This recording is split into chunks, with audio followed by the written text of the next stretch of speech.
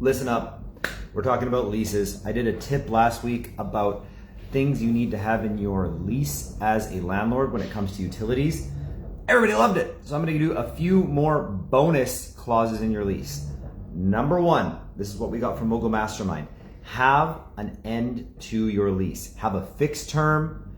If you're in Alberta, in BC, there's other clauses you can implement. You don't want your lease to automatically flip over to month once the initial term expires. Why?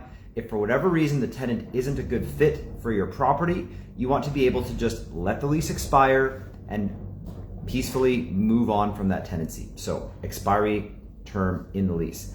Number two, escalation clause for your utilities. Super important. We talked about this last week.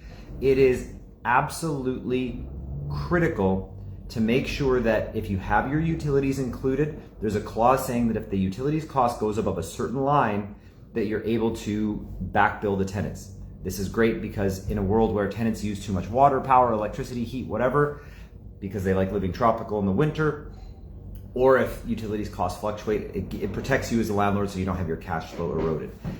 Next clause that you want to have in your lease, I would recommend making sure that for critical parts of the lease, you have a second initial beside that part of the lease. So it's nice to have your tenant sign the last page. It's nice to have them initial the bottom of every page. It really beefs it up when you're having your tenant sign the lease if they initial next to the spot that it says no smoking. If you have them initial next to the spot that it says no pets, etc., etc.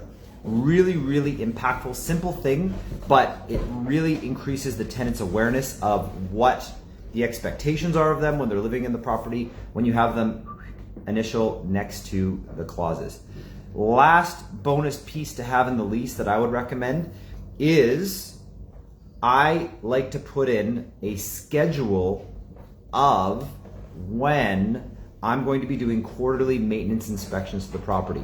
Again, yes, you can go inspect the property with 24 hours notice to the tenant, but if you bake it right into the lease, it sets the expectation with the tenant that you're popping by once a quarter to have a look at the property, that you're doing it for maintenance reasons, but it also kind of sends a message that, hey, I keep an eye on my property, I care about maintaining my property, I care about the condition of the property, and you as a tenant can expect me to pop my head in once in a while. Very, very powerful because again, the wrong tenant is going to be worried about this. The right tenant is going to hold themselves to a higher standard. So bonus stuff just to pack into your lease from an old experienced landlord who's been managing my own properties for over 15 years. Hope some of that helps. What I would love you guys to do in the comments below, what are some of the secret little nuggets you bake into your leases? Give me some of the goods, people. What are some of those little clauses that you add in to customize to make your experience as the owner, as a landlord, a little better? Have a good one.